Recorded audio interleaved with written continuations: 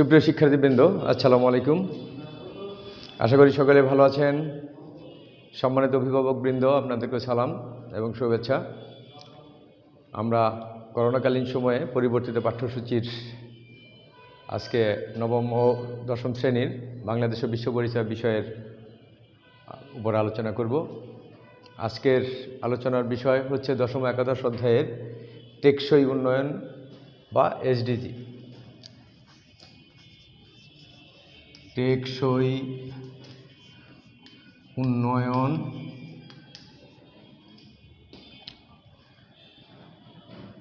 অভিষ্ট বা এসডিজি,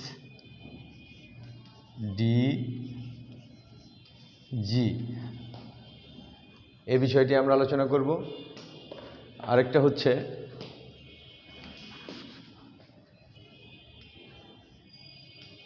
অভিষ্ট এবং আরেকটি হচ্ছে জাতীয় সম্পদ ও অর্থনৈতিক ব্যবস্থা।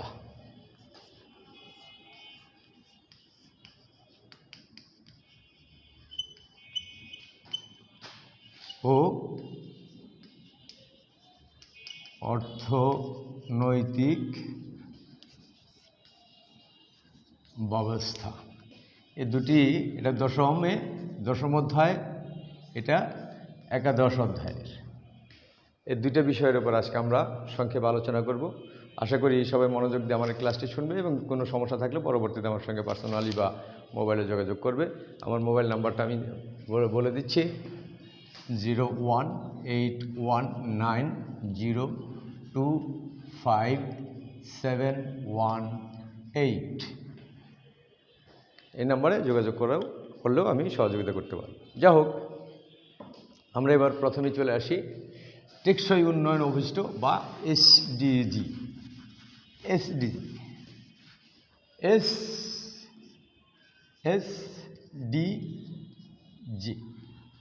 এসে হচ্ছে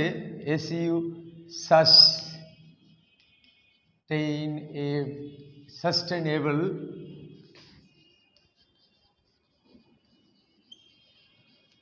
ডেভেলপমেন্ট, GOALS, গোলস। এটা এইভাবেও লিখতে পারি আমরা, ডেভেলপমেন্ট গোলস, অর্থাৎ স্থায়ী উন্নয়ন যেটাকে বলে। আন্তর্জাতিক সংস্থা জাতিসংঘ গঠিত হওয়ার পর থেকে সারা বিশ্বে উদ্দেশ্যগুলো অর্জনের সংস্থাটি অনেকটা সফল হয়েছে। তার মধ্যে হচ্ছে ক্ষুধা ও দারিদ্র্যমুক্ত বিশ্ব তৈরি করার যে উদ্যোগ, ক্ষুধা ও দারিদ্র্যমুক্ত হয়ে সকলের সম্ভাবনা, মর্যাদা ও সমতা নিশ্চিত করার প্রতিশ্রুতিবদ্ধ। তাই অর্থনৈতিক, সামাজিক ও পরিবেশ উন্নয়নের সমন্বয়, অর্থনৈতিক, সামাজিক ও পরিবেশ, আমরা তিনটি বিষয় পাচ্ছি। কি কি?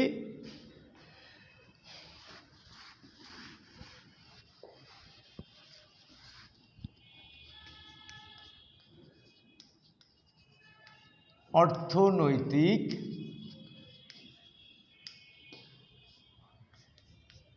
সামাজিক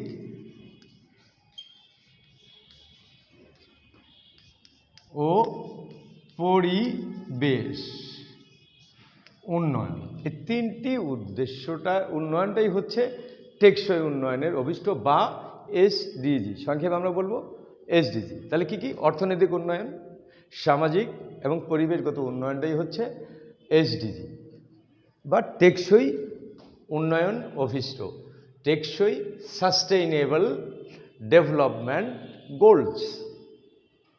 এই তিনটির উন্নয়ন। অর্থনৈতিক উন্নয়ন সেটা কি? সেটা হচ্ছে টেকসই উন্নয়ন অভিষ্ট উন্নয়নের অংশদারি। এটা হচ্ছে এই টেকসই উন্নয়নের কিন্তু কতগুলো বিষয় আমরা লক্ষ্য করতে হবে। এই কাজে সরকার, জনগণ, এই উন্নয়নের অংশীদার হচ্ছে সরকার এবং জনগণ। সরকারের পক্ষে কিন্তু এটা সম্ভব নয়। এই জন্য জনগণকে তার পাশে থাকতে হবে। জনগণের এবং সরকারের যৌথভাবে এই উন্নয়নগুলোকে তারা অগ্রসর হতে পারবে। এজন্য একযোগে কাজ করতে হয়। এইটাকেই বলে টেকসই উন্নয়নের অংশীদারিত্ব। যেমন রাস্তাঘাট, আমাদের দেশে কিন্তু পর্যাপ্ত রাস্তাঘাট উন্নয়ন হচ্ছে, যেমন আমাদের পদ্মা সেতু হচ্ছে, আমাদের ইতিপূর্বে যমুনা সেতু হয়েছে, আমাদের অনেক সেতু হচ্ছে, এখন টানেল হচ্ছে, ঢাকা শহরের উপর দিয়ে ফ্লাইওভার হচ্ছে, বিভিন্ন শহরের উপর দিয়ে ফ্লাইওভার দিয়ে উন্নয়ন করা হচ্ছে। প্রতিনিয়ত প্রতিদিন আমরা দেখতে পাচ্ছি আমাদের যে বিদ্যুৎ লাইনগুলো পরিবর্তন হচ্ছে। এই অর্জনটা কিন্তু সরকার করছে জনগণের অর্থ দিয়ে, জনগণের টাকা। এখন জনগণ যদি এইটাকে যথেচ্ছ ব্যবহার করে, এটার যদি সে সমতা রক্ষণ না করে, সেটা যদি সঠিকভাবে ব্যবহার না করে, সহায়তা না করে, তাহলে এটা কি হবে? নষ্ট হয়ে যাবে। যে একটা উদাহরণ দিই, জমিতে সার দেওয়া হয়, জমিতে কী দেওয়া হয়? সার। রাষ্ট্র উন্নয়নের জন্য সার এবং কীটনাশক দেওয়া হলো। এখন বা একটা উন্নয়ন কর্তৃপক্ষ কিছু লোককে কিছু সার দিল, এই সারটা কী করলো? জমিতে গিয়ে কৃষক বা যারা এটার সুফলভোগী কোনো রকম বাদ বিচার না করে ব্যাপক হারে দিয়ে দিল। এইটার ক্ষতিকর দিকটা কি হতে পারে? অতিরিক্ত সারের কারণে শস্য নষ্ট হতে পারে, এবং এই আবার যদি শস্য হয়ও সেগুলো যারা ভোগ করলো তারাও ক্ষতির সম্মুখীন হতে পারে। তা কাজেই এখানে কি করতে হবে? সুষম ব্যবহার করতে হবে। তো শাসক গোষ্ঠীর কারণে ধরা যাক এই যে গেল একটা টেকসই উন্নয়নের অর্জনে জাতীয় পর্যায়ে অংশীদারিত্বের গুরুত্ব কিন্তু রয়েছে। অংশীদারিত্বের প্রক্রিয়ায় সমাজের উঁচু তলার সঙ্গে, উঁচু তলার মানে যারা ধনী শ্রেণী, উচ্চবিত্তের মালিক, প্রচুর অর্থ সম্পদের মালিক, তাদের সঙ্গে সাধারণ মানুষকে অন্তর্ভুক্ত করতে হবে। কাকে?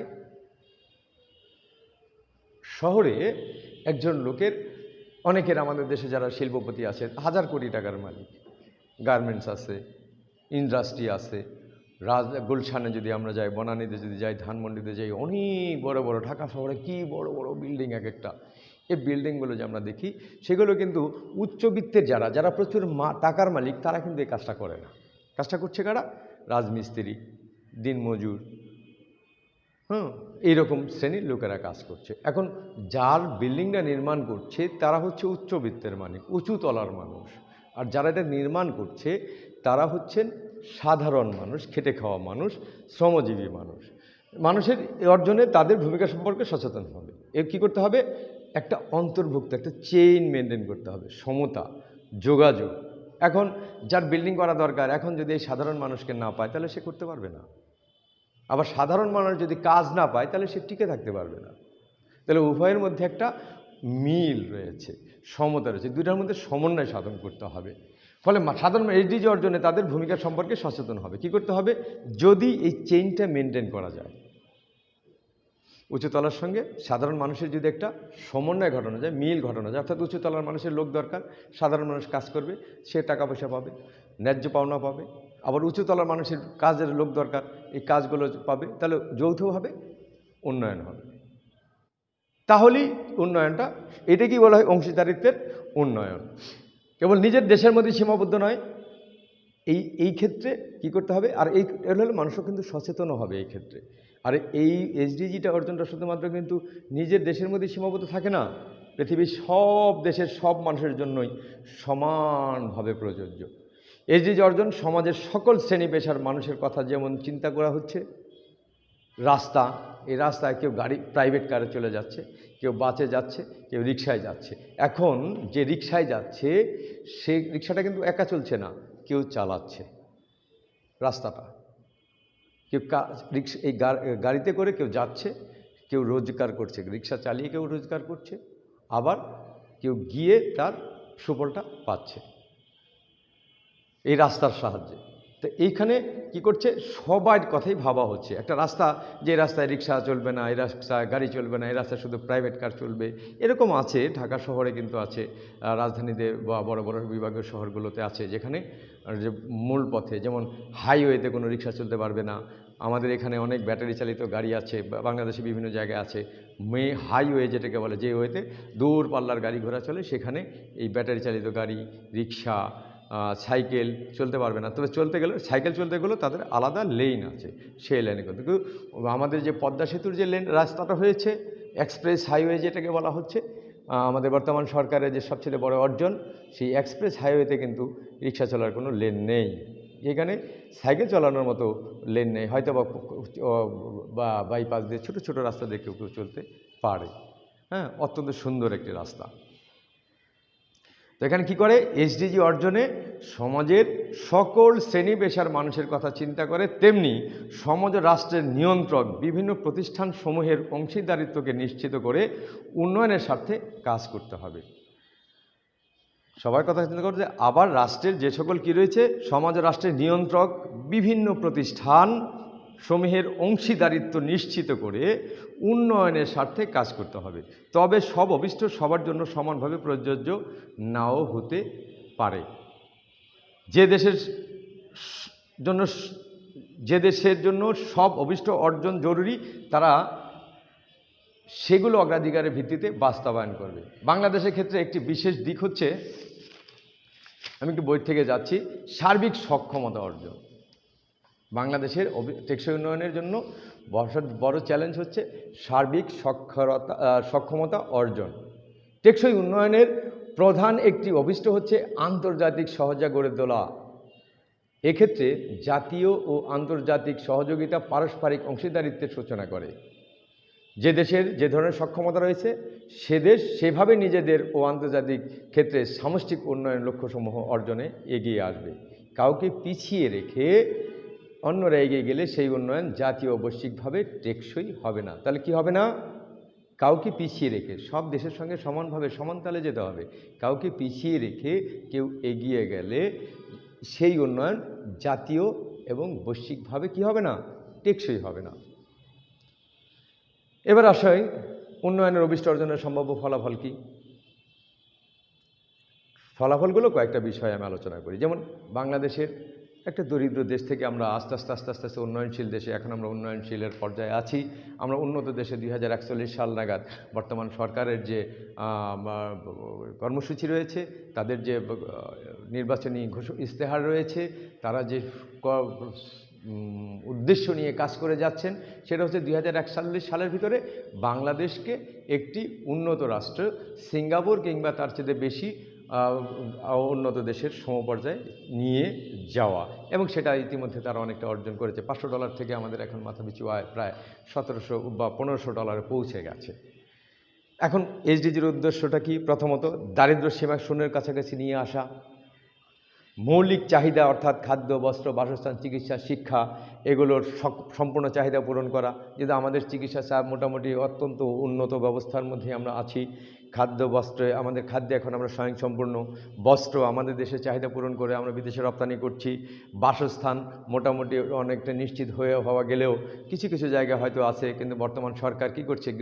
গৃহহীনদের গৃহ দিচ্ছে, বিভিন্ন আশ্রয়ণ প্রকল্প হচ্ছে, এবং আরও ব্যাপক কর্মসূচি নিচ্ছে।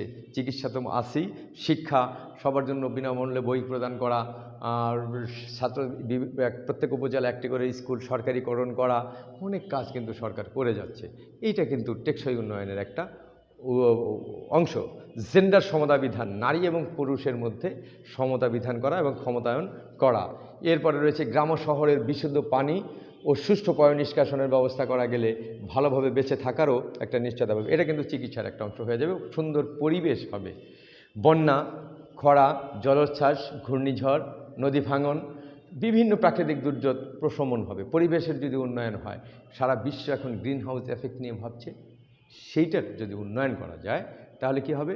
আমাদের দেশ থেকে যে বন্যা, খরা, জলোচ্ছ্বাস, ঘূর্ণিঝড়, বিভিন্ন যে ক্ষয়ক্ষতিকর যে প্রাকৃতিক দুর্যোগগুলো আছে, সেগুলো থেকেও আমরা আমাদের নিজেদেরকে রক্ষা করতে পারব।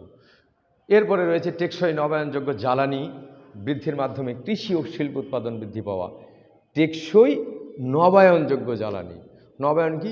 একটা জ্বালানিকে নতুন করে আমরা নতুন করে উদ্ভাবন করা। সমাজের ন্যায় বিচার প্রতিষ্ঠিত করা। এরপরে রয়েছে গণতান্ত্রিক প্রতিষ্ঠানসমূহের শক্তিশালী হলে রাজনৈতিক অস্থিরতা হ্রাস পাওয়া। বিশ্বের অন্যান্য দেশের সাথে অংশীদারিত্ব বাড়ানোর ফলে অনেক সামাজিক, অর্থনৈতিক ও রাজনৈতিক সমস্যার নিরসন করা সম্ভব। এখন আমরা কি পেতে পারি সুবিধা? এই যে আমরা কতগুলো আলোচনা করলাম, দারিদ্র সীমার অভিষ্ট লক্ষ্যে যদি আমরা পৌঁছে যেতে পারি, সাস্টেনেবল বা এসডিজি যদি আমরা অর্জন করতে পারি, আমাদের দারিদ্র সীমা চলে আসবে শূন্যের কোঠায়, আমাদের মৌলিক চাহিদাগুলো একদম হয়ে যাবে। চিকিৎসা যেমন এখন আমরা হাসপাতালে গিয়ে নিয়ে বসে চিকিৎসা পাই, যদিও অনেক আমাদের সমস্যা আছে, তারপরেও বাংলাদেশের মতো এত চিকিৎসা খুব কম দেশেই হচ্ছে। আমরা খাদ্য, বস্ত্র, বাসস্থান সব কিছুর আমরা নিশ্চয়তা পাবো। নারী পুরুষের মধ্যে ক্ষমতার সমতা হবে। গ্রাম শহরের মধ্যে বিশুদ্ধ পানি নিষ্কাশনের মাধ্যমে পরিবেশ উন্নয়ন ঘটবে। বন্যা, খরা, জলোচ্ছ্বাস থেকে পরিবেশ উন্নয়নের মাধ্যমে বন্যা, খরা, জলোচ্ছ্বাস বা প্রাকৃতিক দুর্যোগ থেকে আমরা নিজেদের রক্ষা করতে পারবো। জ্বালানি উৎপাদন করতে পারবো এবং সেই জ্বালানি উৎপাদন হলে শিল্প, কৃষি বিভিন্ন ক্ষেত্রে উৎপাদন বৃদ্ধি পাবে। সমাজের ন্যায় বিচার প্রতিষ্ঠিত হবে। আর কি হবে? গণতান্ত্রিক প্রতিষ্ঠানসমূহ শক্তিশালী হলে রাজনৈতিক অস্থিরতাও হ্রাস পেয়ে যাবে। আমাদের দেশে এখন রাজনৈতিক অস্থিরতা অনেক কম। বিশ্বের অন্যান্য দেশের সাথে অংশীদারিত্বের ভিত্তিতে আমরা সামাজিক, অর্থনৈতিক ও রাজনৈতিক সমস্যাও খুব সহজেই নিরসন করতে পারব। এখন এটা অর্জনের জন্য কিন্তু কিছু চ্যালেঞ্জ রয়েছে। চ্যালেঞ্জ কি?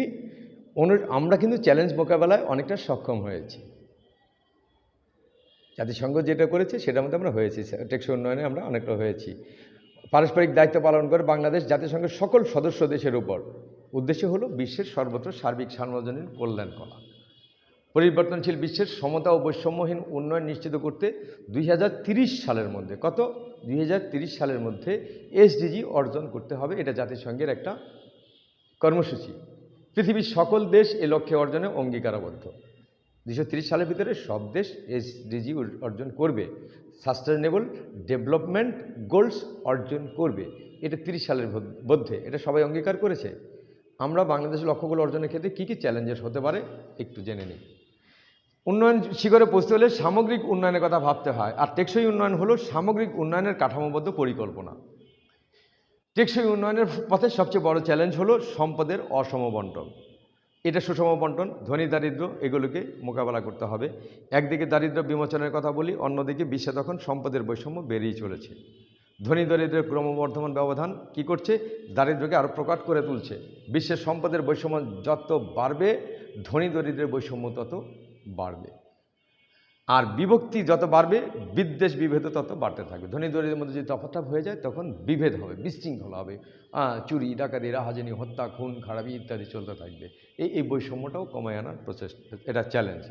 পৃথিবীব্যাপী উন্নয়ন যা ঘটেছে তার ভারসাম্যহীন। এই উন্নয়ন হচ্ছে দেশে দেশে এবং মানুষে মানুষে বিভেদ সৃষ্টিকারী, বিভেদ বর্ধনকারী উন্নয়ন।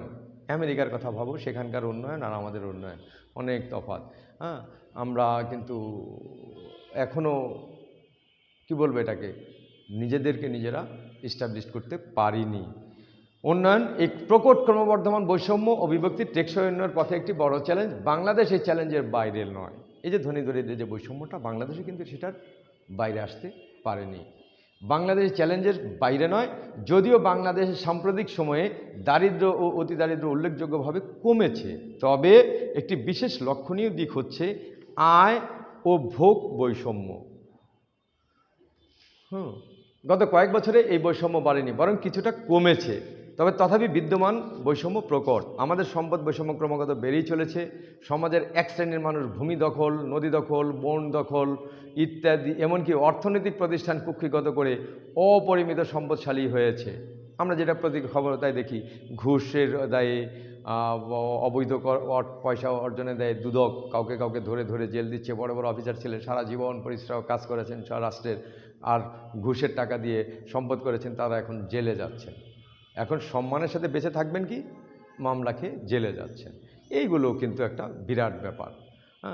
ভারসাম্যটা সমাজ গড়ে তুলেছে, পরিবেশের ক্ষতি হচ্ছে। আর এগুলোর কারণে কি হচ্ছে? পরিবেশের ক্ষতি হচ্ছে। ঠিকাদার আছে, অনেক ঠিকাদার, জিকে শামীম, আরও কিছু কত কত নাম, এরা বিভিন্ন প্রতিষ্ঠানকে কুক্ষিগত করে, ক্ষমতা করে, ভয় দেখিয়ে সেখান থেকে সম্পদের বা সম্পদ করেছে। এখন তারা জেলে। তো এটা তো ঠিক নয়, এটাকে বেরিয়ে আসতে হবে। বিশ্বব্যাপী উন্নয়ন অব্যাহত যাত্রা এবং অনিয়ন্ত্রিত জীবাশ্ম জ্বালানি ব্যবহারের ফলে, জীবাশ্ম জ্বালানি মানে আমাদের গ্যাস, পেট্রোলিয়াম, কয়লা, এগুলোর ফলে কি হচ্ছে? জলবায়ু পরিবর্তনে বিরূপ প্রভাব ফেলছে। হ্যাঁ, লক্ষ্য করা যাচ্ছে ব্যক্তি পর্যায় থেকে সামষ্টিক পর্যায়ে সর্বত্র জবাবদিহিতা ও স্বচ্ছতার অভাব টেকসই উন্নয়নের পথে বড় চ্যালেঞ্জ হয়ে দাঁড়াচ্ছে। পাবলিক ও প্রাইভেট প্রতিষ্ঠানের মধ্যে সমন্বয়হীনতা এবং অংশীদারত্ব যদি না থাকে তাহলে টেকসই উন্নয়ন সম্ভব নয়। শুধু সম্পদ বৈষম্য নয়, আয়, ভোগ, জেন্ডার, অঞ্চল বৈষম্য কখনো কখনো টেকসই উন্নয়নের চ্যালেঞ্জ হয়ে দাঁড়াবে। অপরিকল্পিত শিল্পায়ন, যেখানে সেখানে শিল্প কারখানা গড়ে ওঠা।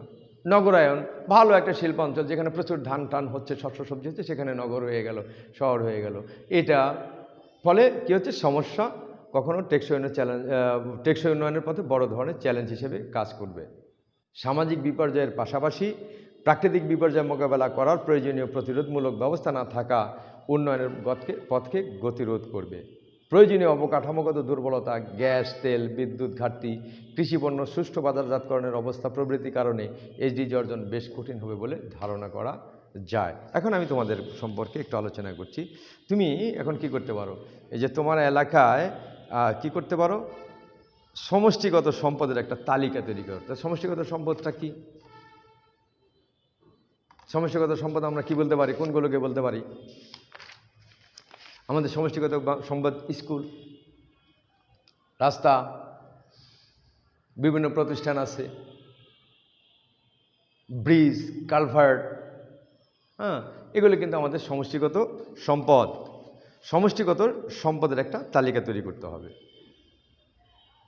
অবশ্যই তোমরা এটা পারবে, হ্যাঁ, যে আমাদের কী কী সমষ্টিগত সম্পদ রয়েছে, এই এইচডিজিতে আমাদের এগুলো কী কী করতে হবে। এরপরে আমরা আসি একাদশ অধ্যায়ে, জাতীয় সম্পদ অর্থনৈতিক ব্যবস্থা। এটাই হচ্ছে আমাদের সমষ্টিগত সম্পদ। জাতীয় সম্পদ হচ্ছে সমষ্টিগত সম্পদ। জাতীয় সম্পদ, বাস, ট্রাক, লঞ্চ, যদি এটা মালিকের হতে পারে, কিন্তু এগুলো আমাদের সম্পদ, রাষ্ট্রের সম্পদ। একটা জিনিস নষ্ট হয়ে গেলে সেটা যে উপকরণ যদি বাইরে থেকে হয় সেটাই কিন্তু সমস্যা, কিন্তু ক্ষেতের শস্য নষ্ট হলে সেটা জাতীয় সম্পদের অন্তর্ভুক্ত নাও হতে পারে। সাধারণত আমরা সাধারণত অর্থ, জমি জমা, বাড়িঘর, নানা রকম প্রয়োজনীয় স্থায়ী দ্রব্য সামগ্রী, স্বর্ণ, রৌপ্য প্রভৃতিকে সম্পদ বলে থাকে। প্রকৃত অর্থে কোনো বস্তু বা দ্রব্যকে সম্পদ বলা হলে সে বস্তুর উপযোগ, অপ্রাচুর্য, বাহ্যিকতা এবং হস্তান্তরযোগ্য থাকতে হবে। এগুলোর সম্পর্কে আমরা নিচে আলোচনা করব। ঠিক আছে?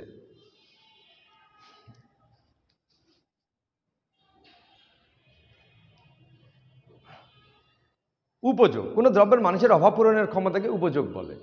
যেমন মানুষের বস্ত্রের প্রয়োজনের বা অভাব আছে, শার্ট, প্যান্ট, শাড়ি এসব দ্রব্যের বস্ত্রের অভাব পূরণের ক্ষমতা আছে, অর্থাৎ এগুলো উপযোগ আছে।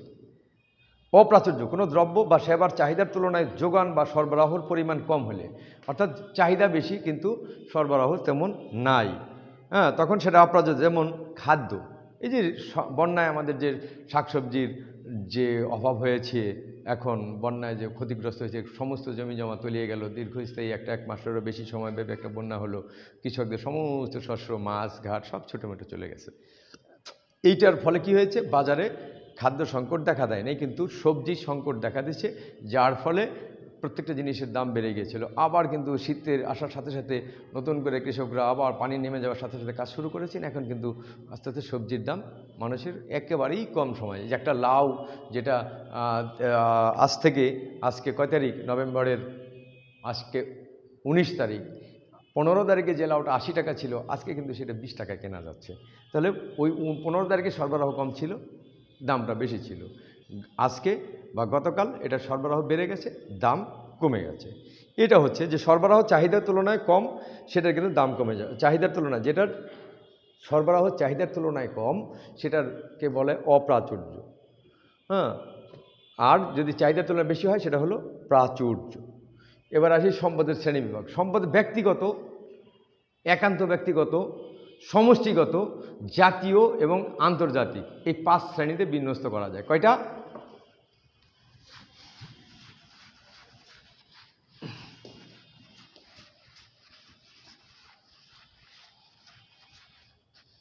সম্পদের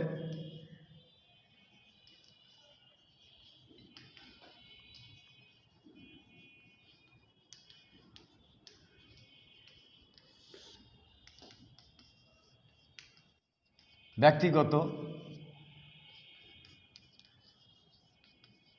সমষ্টিগত,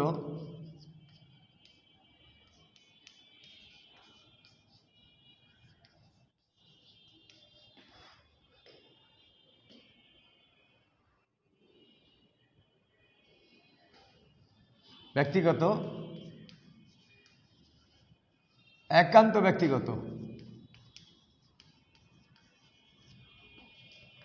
নাম্বারটা দিয়ে দেই, 1 2 3 4 5 আন্তর্জাতিক। এই 5টি শ্রেণীতে ভাগ করা যায়। হ্যাঁ, যেমন ব্যক্তিগত মালিকানা, জায়গা, জমি, বাড়িঘর, কলকারখানা, অর্থ সম্পদ, গাড়ি ইত্যাদি ব্যক্তিগত সম্পদ। নিজস্ব প্রতিভা, ব্যক্তিগত দক্ষতা ইত্যাদি যদিও হস্তান্তরযোগ্য নয়, কিন্তু এগুলো ব্যবহার করে সম্পদ সৃষ্টি করতে পারে, তাই এগুলো একান্ত ব্যক্তিগত। একান্ত ব্যক্তিগত সম্পদ হচ্ছে প্রতিভা এবং দক্ষতা। সমাজের সকলের সম্মিলিত যে সম্পদ ভোগ করে সেগুলো সমষ্টিগত সম্পদ। এর উপরে নাগরিকের সমান অধিকার থাকে, যে এগুলোর প্রতি তাদের সমান দায়িত্ব রয়েছে। রাস্তাঘাট, রেলপথ, বাঁধ, পার্ক, সরকারি হাসপাতাল, স্কুল, রাষ্ট্রের মালিকানা সকল প্রাকৃতিক সম্পদ যেমন বনাঞ্চল, খনিজ সম্পদ, নদ নদী ইত্যাদি রাষ্ট্রের সকল নাগরিকের ব্যক্তিগত সম্পদ এবং সমাজের সমষ্টিগত সম্পদকে একত্রে জাতীয় সম্পদ বলে। রাষ্ট্রের নাগরিকের, আমাদের আজকের আলোচনার বিষয় হচ্ছে জাতীয় সম্পদ। আমরা এই বিষয়টা নিয়ে আলোচনা করব, রাষ্ট্রের জাতীয় সম্পদের বিষয়টা নিয়ে আমরা ডিসকাশন করব একটু।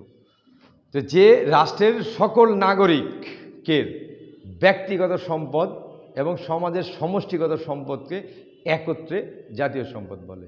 আবার বলছি, রাষ্ট্রের সকল নাগরিকের ব্যক্তিগত সম্পদ এবং সমাজের সমষ্টিগত সম্পদ, অর্থাৎ ব্যক্তিরটা আবার সবারটা একত্রিত করে যে সম্পদ সেটাকে বলে জাতীয় সম্পদ। তাছাড়া জাতির নাগরিকের গুণবাচক বৈশিষ্ট্য যেমন কর্মদক্ষতা, উদ্ভাবনী ক্ষমতা, প্রযুক্তিগত জ্ঞান ইত্যাদি জাতীয় সম্পদের অন্তর্ভুক্ত। বিজ্ঞানী, গবেষক, উৎপাদনকারী এরা সবাই কিন্তু এই জাতীয় সম্পদের অন্তর্ভুক্ত। আর কোনো কোনো সম্পদ আছে যা বিশ্বের রাষ্ট্রের মালিকানা নয়, বিশ্বের সকল জাতি সেগুলো ভোগ করতে পারে, এগুলো আন্তর্জাতিক সম্পদ। যেমন সাগর, মহাসাগর, প্যাটেন্টবিহীন বৈজ্ঞানিক আবিষ্কার, রেডিও, টেলিভিশন এগুলো হলো আন্তর্জাতিক সম্পদ। জাতীয় সম্পদের উৎস প্রধানত 2টি। আমরা আলোচনা করব জাতীয় সম্পদের উৎস কয়টা? 2টি। প্রথমটি প্রাকৃতিক প্রদত্ত আর দ্বিতীয়টি হলো মানব সৃষ্ট। আমি প্রশ্নটা আবার একটু পড়ে নিই।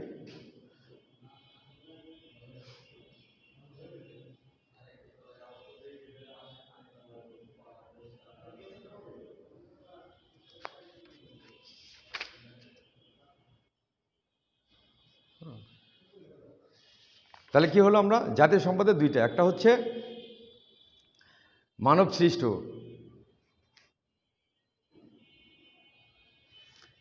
আমরা এই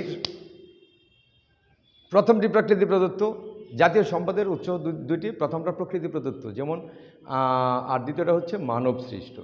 কোনো দেশের ভৌগোলিক সীমানার ভিতরে ভূমি, ভূমির উপর উপস্থিতির এবং অভ্যন্তরে যা কিছু আছে সব কিছু কিন্তু প্রকৃতির দান। গাছপালা, নদী, নালা, খাল, বিল, পাহাড়, পর্বত, পশু পাখি, ফুল ফল যা কিছু আছে এগুলো সব কি প্রকৃতির দান।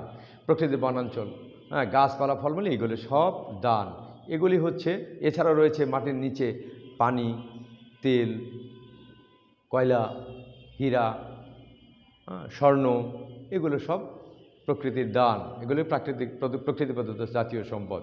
কোনো দেশের অধিবাসীরা তাদের শ্রম ও মূলধনের সাহায্যে প্রাকৃতিক সম্পদ ব্যবহার, সংগ্রহ, উত্তোলন করে এবং সেগুলো রূপান্তর বা স্থানান্তর করে যে নতুন সম্পদ সৃষ্টি হয়। কি করে? তাদের শ্রম, দেশের সকল অধিবাসী বা জনগণ বা নাগরিক তাদের শ্রম, ক্ষমতা, দক্ষতা, মূলধন ইত্যাদি দিয়ে প্রকৃতির থেকে যে সম্পদ আহরণ করে এবং সেটা স্থানান্তর করে বা একটার থেকে আরেকটা রূপান্তর করে, সেইটাকে নতুন, তা হচ্ছে মানব সৃষ্ট সম্পদ। ভূমি আবাদ করে শস্য ফলমূল করে, তোমার রাস্তাঘাট নির্মাণ করে, এক জায়গা থেকে বালু তুলে আনে, আরেক জায়গায় বালু করে, এক জায়গা মাটির নিচ থেকে কয়লা তুলে, সেখান থেকে অন্যান্য উৎপাদন চলে আসে, সেগুলি বিভিন্ন কলকারখানায় চলে যায়, তেল মাটির নিচ থেকে উৎপাদন করে সারা পৃথিবীতে ছড়িয়ে যায়। হ্যাঁ, সেগুলো কিন্তু প্রাকৃতিক সম্পদ, এবং সেইগুলো মানুষ কিন্তু একটা থেকে আরেকটা, তেল থেকে পেট্রোল হচ্ছে, অকটেন হচ্ছে, আরও বিভিন্ন আইটেম তৈরি করছে। হ্যাঁ, এগুলো হচ্ছে কি মাছ চাষ করছে, জলাশয়ে করছে, আবার বিভিন্ন মুক্ত জায়গায় হচ্ছে, খনিজ সম্পদ করছে। ব্যক্তি নিজ উদ্যোগে বা সরকারের অর্থ পরিচালনায় রাস্তাঘাট, কলকারখানা ইত্যাদি তৈরি করছে। নাগরিকরা সারা বছরব্যাপী নানা রকম অর্থনৈতিক দ্রব্য, সেবা অর্থাৎ মানব সম্পদ সৃষ্টির কাজে নিয়োজিত থাকে। এগুলো হচ্ছে মানব সৃষ্ট সম্পদ। এখন এই সম্পদ, জাতীয় সম্পদ সংরক্ষণ, জাতীয় সম্পদ তাহলে কী করতে হবে? আমাদের জাতীয় সম্পদগুলো সংরক্ষণ করতে হবে। কোনো বস্তু, প্রতিষ্ঠান, সম্পত্তি বিশেষ যত্ন সহকারে রক্ষা করা, তত্ত্বাবধান করাকে বলে সংরক্ষণ। এখন এগুলোর সংরক্ষণ এবং অপচয় রোধ করতে হবে। এই যে যেটা আমরা পেয়েছি, আমরা বাতাস, এখন যদি আমার কেউ নাক চেপে ধরে, আমার এখানকার যে বাতাস বন্ধ হয়ে যায়, আমি কিন্তু নিঃশ্বাস বন্ধ হয়ে মারা যাব, আমার মৃত্যু হবে। তাহলে বাতাসটা প্রাকৃতিক, সূর্যের আলো, এখন আমাকে লাইট ছাড়া আমি হাঁটতে পারতেছি, আলোটা কত সুন্দর, প্রাকৃতিক, এটা আল্লাহ দান, খোদার দান। হ্যাঁ, গাছের থেকে ফল পাচ্ছি, বাতাস পাচ্ছি, শীত, গরম, বর্ষা, বৃষ্টি পাচ্ছি, বৃষ্টি গাছের সব গাছের জন্য উপকারী হচ্ছে, মাছের জন্য উপকারী হচ্ছে। বৃষ্টি না হলে আবার আমরাও কষ্ট, প্রচণ্ড গরমে বৃষ্টি হলে কি আরাম, এটা কিন্তু প্রকৃতির থেকে। আর মানুষ কী করছে? এই যে খাল ভরাট করে দিচ্ছে, ভরাট করে বলে বন্যা হচ্ছে, নদী ভরাট করছে, নদী দখল করছে, হ্যাঁ, নদীর গতিপথকে বদলে দিচ্ছে। এই ফলে কী হচ্ছে? একদিকে নদী আরেকদিকে ভেঙে চুরমার করে অনেক স্থাপনা, অনেক স্মৃতিচিহ্ন ধ্বংস করে নিয়ে যাচ্ছে। এইগুলো রক্ষণাবেক্ষণ করতে হবে। তাহলে এগুলো কি করতে হবে? যত্ন সহকারে রক্ষা করাটাই হচ্ছে সংরক্ষণ। রাস্তাঘাট, রাস্তার উপর দিয়ে ট্রাক যদি চললো, অনেক বেশি লোড নিয়ে ট্রাক চললো, রাস্তাটা নষ্ট হয়ে গেল। রাস্তার ভিতরে আমরা একটা গর্ত করলাম, রাস্তাটা নষ্ট হয়ে গেল। সেই জায়গাটাতে আর আমাদের যেভাবে রাস্তাটা ঠিক করা হয়েছে সেভাবে আমি করতে পারবো না। সেখানে কেটে আমি একটা পাইপ নিয়ে গেলাম, কিংবা রাস্তার উপরে এই রকম একটা বড় ব্যারিকেড দিয়ে দিলাম। হ্যাঁ, সেখানে দেখা গেল আঘাত খেতে খেতে একসময় ব্যারিকেড ভেঙে গেল, রাস্তা নষ্ট হয়ে গেল। এইটা সংরক্ষণ, এটা ধ্বংস করা হয়ে গেল। এখন আমরা এগুলোর রক্ষণাবেক্ষণ করব। ব্যক্তিগত সম্পদ যেমন আমরা রক্ষণাবেক্ষণ করি, তেমনি আমাদের সমষ্টিগত সম্পদও রক্ষণা করতে হবে। যেমন এগুলো কি সমষ্টিগত সম্পদ? কি আমাদের? রাস্তাঘাট, সেতু, কালভার্ট, পার্ক, হাসপাতাল, স্কুল, কলেজ, মাদ্রাসা, হ্যাঁ, রাষ্ট্রের মালিকানাধীন সকল যানবাহন, গাড়ি, ট্রেন, জাহাজ, স্টিমার, বিমান ইত্যাদি, কলকারখানা, সংস্থা, প্রতিষ্ঠান, অফিস, ভবন, সব গুরুত্বপূর্ণ স্থাপনা, সব হচ্ছে আমাদের সমষ্টিগত সম্পদ। এইগুলোকে আমাদের কী করতে হবে? রক্ষণ করতে হবে, সংরক্ষণ করতে হবে। আর সেই জন্য আমাদের কী করতে হবে? সংরক্ষণ অপচয় রোধে আমাদের করণীয়টা কী? জাতীয় সম্পদ সংরক্ষণের জন্য রাষ্ট্রীয় যেসব ব্যবস্থা আছে সেগুলো যাতে কোনোভাবে ব্যাহত না হয় সেদিকে আমাদের লক্ষ্য রাখতে হবে। আমরা জানি যে সেতু একটা গুরুত্বপূর্ণ, একটা ব্রিজ। এই যে আমাদের আশেপাশে এই পাশে ব্রিজ আছে, ওই পাশে ব্রিজ আছে, আমরা রাস্তায় দূরপাল্লায় কোথাও গেলে আমরা এখন রাস্তায় ব্রিজ পাই। হ্যাঁ, ব্রিজ কেন? পানি সরবরাহ করার জন্য, পানি চলাচলের জন্য। পানি তো এখন ব্রিজ না দিয়ে আটকে দিই, তাহলে কি হবে? বাড়ির সামনে দিয়ে আমি আটকে দিয়ে দিলাম, পানি চলাচল করতে পারবে না, তাহলে অপর দিকের পানি শুকিয়ে যাবে, মাছ বা অন্যান্য প্রাকৃতিক সম্পদ নষ্ট হয়ে যাবে। এটাও করা যাবে না। তাহলে করণীয় কি? যেগুলো আছে কোনোভাবে ব্যাহত নয় সেদিকে লক্ষ্য রাখতে হবে। আমি জানি সেতু, গুরুত্বপূর্ণ স্থাপনা, অফিস ভবন ইত্যাদি রক্ষণাবেক্ষণের জন্য নিরাপত্তা রক্ষী থাকতেও পারে, নাও থাকতে পারে। এসব কোনো সময় অরক্ষিত দেখলে যথাযথ কর্তৃপক্ষকে জানাতে হবে। যদি প্রহরী না থাকে জানাতে হবে যে আপনার এখানে নাই, এটা ক্ষতি হচ্ছে। কেউ যেন এসব সম্পদের কোনো ক্ষতি সাধন করতে পারে সেই জন্য সবাইকে সচেতন করতে হবে। নিজে সচেতন হব, অপরকেও সচেতন করব। জাতীয় সম্পদ উন্নয়ন ও বৃদ্ধি সাধনের জন্য সচেষ্ট করব। আমি বসে বসে শুধু করব না, এই রাষ্ট্রের সম্পদ, আমার সম্পদ বাড়লে জাতীয় সম্পদ বাড়বে, তাহলে সেজন্য আমি অবশ্যই সচেতন থাকব। সমষ্টিগত বা জাতীয় সম্পদের অপব্যবহার, অপচয় রোধে সচেতন থাকব। হ্যাঁ, যেমন রাষ্ট্রীয় সংস্থা কর্তৃক সরবরাহকৃত পানি, বিদ্যুৎ, গ্যাস, এগুলো আমি অবশ্যই অপব্যবহার এবং অপচয় রোধে সচেষ্ট হব। সম্পদ সংরক্ষণে নিজ নিজ কর্তব্য বিষয়ে প্রতিটি নাগরিক সচেতন ও সচেষ্ট থাকলেই জাতীয় সম্পদ সংরক্ষণ ও এগুলো অপচয় রোধ করা কঠিন নয়। নাগরিকদের সচেতন করার জন্য গণমাধ্যমে তাদের করণীয় সম্পর্কে কিন্তু মাঝে মাঝে প্রচার ব্যবস্থা গ্রহণ করে, এবং সেগুলো আমরা লক্ষ্য করব, এবং যদি না করে তাহলে সেগুলো ব্যবস্থা গ্রহণ করা উচিত, এবং সেগুলো করলে অবশ্যই কিছুটা অপচয় রোধ হবে। সম্পদ সংরক্ষণ ও তত্ত্বাবধানের জন্য নির্ধারিত সংস্থার দায়িত্ব ও কর্তব্য সংস্থার দলিলসমূহে সুষ্ঠুভাবে বিবৃত থাকে। সংস্থার কর্মকর্তা কর্মচারী বৃন্দের এসব দায়িত্ব যথাযথ পালন করে তৎপর থাকতে হবে। দায়িত্ব পালনের জন্য প্রয়োজনীয় প্রশিক্ষণ গ্রহণ করতে হবে। এখন তোমার কাজ হচ্ছে সরি তোমার কাজ হচ্ছে তোমার এলাকার জাতীয় সম্পদগুলোর তুমি একটা তালিকা করবে এবং সেইগুলোর সংরক্ষণ করার জন্য তুমি কি কি পদক্ষেপ গ্রহণ করতে পারো সেই বিষয়ে তুমি একটা প্রতিবেদন তৈরি করবে। আশা করি সবাই আমার ক্লাসটা বুঝতে পেরেছো। সবাই ভালো থাকবে, সুন্দর থাকবে। আগামীতে আবার দেখা হবে। সকলের সুস্বাস্থ্য কামনা করে আজকের ক্লাস এখানে শেষ করছি। আল্লাহ হাফেজ। সকলে আমাদের সুস্থ থাকার তৌফিক দান করুন। আমিন।